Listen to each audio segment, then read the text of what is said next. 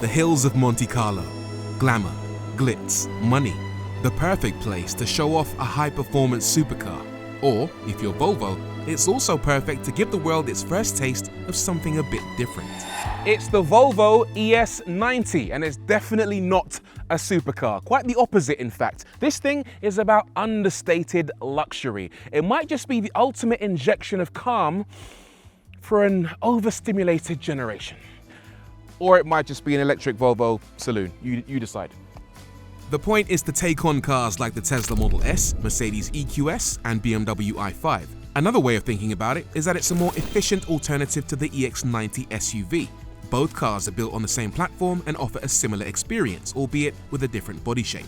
It's quite a big car though, isn't it? It's 5 meters long and about 1.9 meters wide, so it takes up about the same space on the road as the larger EX90 SUV. It's also quite a tall car as well.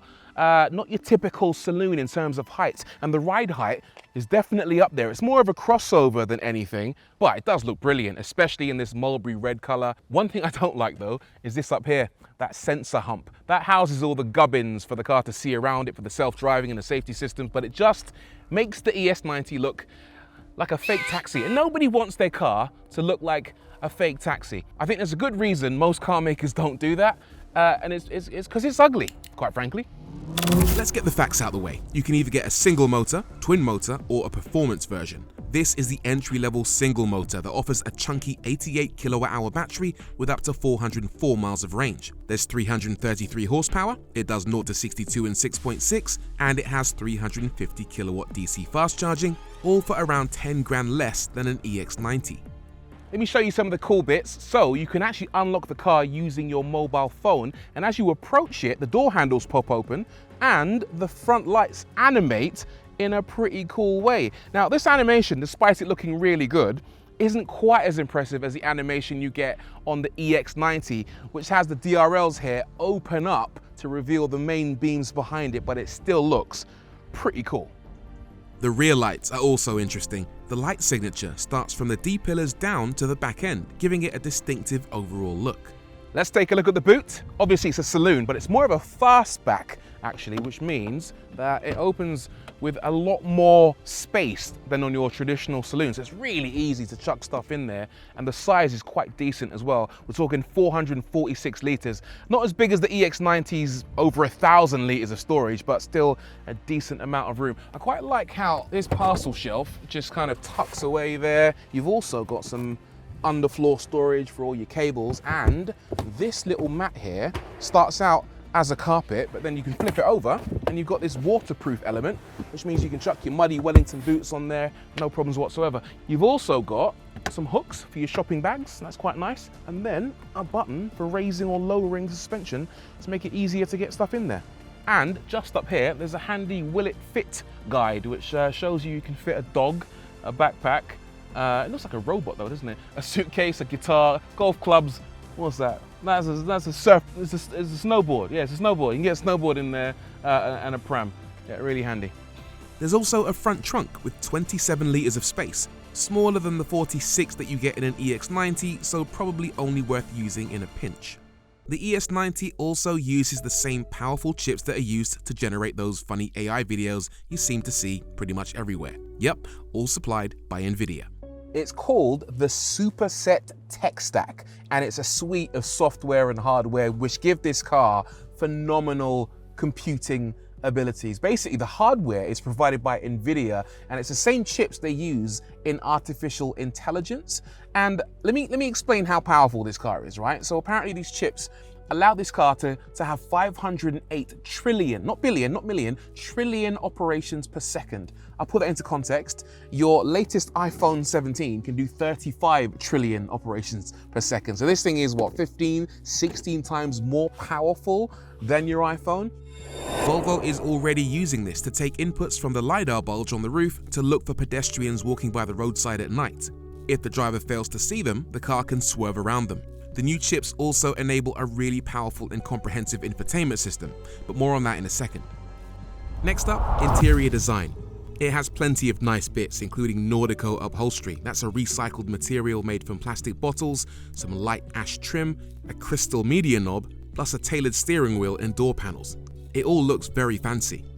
It's really pleasant in here. It's a nice place just to hang out. I mean, the materials are on point. It's a very, very lovely interior. It's a bit sort of your dad in here. This is a grown man or grown woman's type of vehicle, but they've done it really well, and the practicality level is actually really impressive. So you've got this 2 cup holder situation going on down here behind this lovely wood panel. You've got some storage in here. You've got a wireless charging pad for your mobile phone, and that's cooled as well. It blows cool air onto your phone to allow it to keep charging. You've got some storage behind the screen. You've got a glove box, which is activated using the screen. Let's try and find that. Okay, there it is. It took me a while to find the button. That brings me neatly on to how reliant this car is on this display. Everything is on this screen, and it's slightly annoying. I'd rather have physical buttons, particularly for my climate control. Admittedly, the climate control access buttons are always on the screen, but you've got to press this fan button to then go into a separate menu to adjust your fan speed and the direction of your airflow. And if you're driving with your sat nav switched on, then you get rid of your sat nav and you might miss your junction because you suddenly decided to adjust something to do with your air conditioning system. But on the whole, this screen is actually really good. It's from Qualcomm, it runs Google, you've got Google Maps, Google Assistant, Apple CarPlay, Android Auto, and like I said, because it's got this really fast NVIDIA chip, everything you do on this display is lightning quick. I mean, I'll just show you how responsive it is. There you go, look, that's absolutely rapid, isn't it? It's as quick as you'd expect to find on a mobile phone. And it's got 5G built in as well, so everything is internet connected. You can download new apps, you can load up YouTube, for example, you can enjoy a bit of Autotrader, and again, the processing power is so powerful that you get these videos playing back with a preview almost instantaneously. It's a really nice system. Shall we indulge in some backseat action? Yeah? Yeah, let's do it. All right, legroom, banging, on point, loads of legroom back here. I'm 5'11", that seat's adjusted for me and I fit absolutely fine, no problem whatsoever. We've got loads of headroom as well. That is a giant panoramic sunroof, and it's one of those fancy electrified ones, which means that it can go from opaque to see-through depending on what you want at the touch of a button.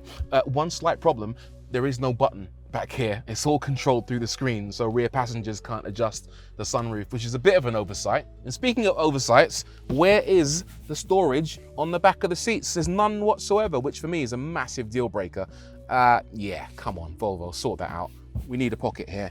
What you do get in the car though is a control panel dedicated to adjusting the temperature, and as you can see, you've got heating and cooling in the seats, and you can actually run them simultaneously, which means that you can keep your bum. What does it mean? Why would you want heat? It means you can keep warm. Okay, got it. There's also 2 USB ports, a little storage area right here, which, oh, look at that. It's damped, so the action's lovely. You've got a little bit of wood right here. If you push that, you've got cup holders. Well, that's a bit cheap looking, but at least you've got cup holders, and there's some storage underneath here. Yeah, it's a very, very spacious back, and I love the fact it doesn't have a transmission tunnel in the middle, so if you're sat in the middle seat, which isn't the most comfortable, at least you have some space for your feet. But Volvo, come on, sort that out. Just discovered as well, it's got reclining seats, electrically reclining seats. So if I push that button, it will actually do that, or tip me backwards. That's a really nice touch. Fancy. All right, I forgive that now.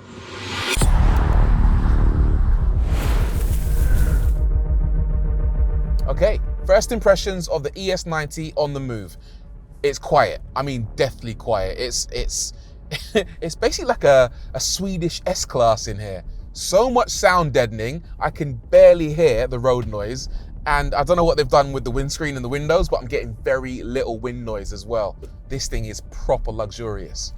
The next thing you notice is the suspension. So we're riding on air suspension right now, and it just rides over the road in a way that makes you feel really relaxed. The primary ride, that's the ability to deal with big bumps, is fantastic. It kind of soaks up any imperfections without any issue whatsoever. The secondary ride, that's the ability to deal with the really jittery bumps you find in the road, is a little bit less impressive, but on the whole, this thing is gliding, proper good. The next big thing I notice about this car is that it feels bloody massive. So I'm driving up some quite narrow French roads right now, and it feels like it's taking up not only my lane, but the other lanes as well. And occasionally you get other cars passing you in the opposite direction and you kind of wince as you go past them. It feels absolutely huge. The driving position is quite good though. You sit up reasonably high, so you get a decent view outside of the car, but that doesn't take away from the fact that it feels big. Now, I was a little bit worried that this being the entry-level version of the ES90, that it would feel quite slow because it's got one motor, whereas the other two, the twin motor and the twin motor performance, have two engines, but nah, it's very, very sprightly. So the motor makes 333 horsepower, and that gives it the ability to go from 0 to 62 in 6.6 seconds. And that's plenty for a car this big and this wide, especially on these types of roads. The other thing to bear in mind with this car is that because everything is done through the touchscreen, you really have to make sure that you've set up your driving position before you set off. In other words, your mirrors have to be done before you drive, your seating position has to be done before you drive, otherwise you're going to be faffing around in this screen to get everything right. On the subject of speed, you know those annoying beeps you get in modern cars where it warns you that you're going over the speed limit? Well, you can have that in the ES90, but you can also have a different mode where you get a speed warning through the accelerator. And weirdly, I quite like it. So here's what it does. Right now I'm on a road with an 80 kph speed limit. If I accelerate hard, it will accelerate, but as it approaches 80, it stops accelerating in order to kind of warn you that you're about to break the speed limit. And I think it's actually less annoying than having the car beep at you constantly. If you want to go further and go through that speed limit, that's entirely up to you. You push a bit harder and the car will break through it. But what a clever solution. You know what, apart from the fact that it feels so enormous, I feel quite relaxed driving this car. And of course it does have a massage feature. So if I press a button on the side of my seat and then go into the massage menu, I can choose from 5 different massage programs, as well as different speeds and levels of intensity. So yeah, you kind of settle in for a drive and the car just feels plush. As for efficiency, the battery in the ES90 is around 10% smaller than the one you get in an EX90, and yet this car still has better range. Unsurprising, as it's around 200 kilograms lighter and has a more efficient shape. The entry-level car will do 377 miles. Recharging is fast too. Expect up to 350 kilowatts if you can find a fast enough charger, meaning you can add over 180 miles of range in 10 minutes, or go from 10% to 80% in 22 minutes. So some of you might quite rightly be saying, sure, the battery technology is good, but how green is it really? Well, Volvo have something up their sleeves exactly for this. The ES90 comes with something called a battery passport, and there's a QR code just here on the inside of the door. If you scan that, it loads up a website that gives you all of the detailed information about this car's battery. Let's go into the battery materials section and see what it says. It says nickel, country of origin, China. Cobalt, country of origin, China. Graphite comes from China. Lithium comes from Brazil. One thing missing though is it says critical raw materials coming soon. So there's some data that isn't in here. And also, doesn't the information seem a little bit vague to you? Yeah, the stuff comes from China. That doesn't necessarily tell us whether it's ethically sourced or whether some child in a mine somewhere was responsible for sourcing the battery components. It's a nice thought, but might need a bit of work.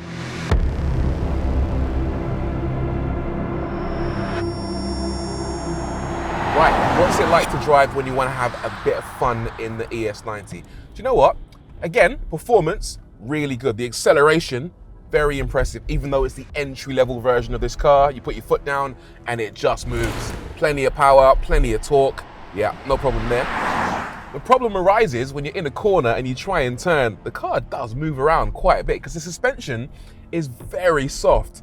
It's not wallowy by any stretch of the imagination, but yeah, it is moving around quite a lot. What you can do is firm up the suspension, but there's a couple of problems with that. First of all, you have to go into the screen. So you press the car icon, and then you press settings, and then you press driving. That's 3 already. And then you scroll, and then you go down to, see, I'm not even looking at the road right now, but yeah, you go to suspension feel and hit firm. That's a lot of screen activity, but then it firms up the suspension, and let's see how it responds right now. Yep, it's a lot better. The body's more flat through the corners, but then it kind of spoils the ride. It's a bit more jiggly, a bit more jittery. So I don't think I like that firm suspension mode. I'll tell you what, I definitely don't like having to go into the screen to access that suspension mode, which ultimately means this car probably isn't the best car if you like to drive enthusiastically. On the plus side, the steering is very good. It's nice and light. You can firm it up if you want to, but I really do like the steering. The brakes are also excellent, nice and strong. Plus you have one pedal driving as an option. You can lift off the accelerator and it will slow the car down nicely. Or you can drive without one pedal mode, and when you lift off, it just coasts along for miles. Ultimately, it's a lovely car to drive, but it's obviously been designed for cruising in luxury rather than for performance. If you're not taking it by the scruff of the neck, you'll be pleased to hear that the car does a really good job of driving by itself. The adaptive cruise control system will accelerate, brake and steer pretty efficiently, meaning all you have to do is be present and keep an eye on things. And in that time you can enjoy lots of creature comforts, not least the amazing 25-speaker Bowers & Wilkins hi-fi system that includes Dolby Atmos and a special Abbey Road studio mode that captures the sonic DNA of Abbey Road in London in the Volvo. That's where the Beatles recorded, by the way. Ask your granddad. Okay, in summary, what's the ES90 like as a total package? Do you know what? I think it's a really good car. I think it's quite handsome, apart from that very, very hideous sensor hump on the top of the roof.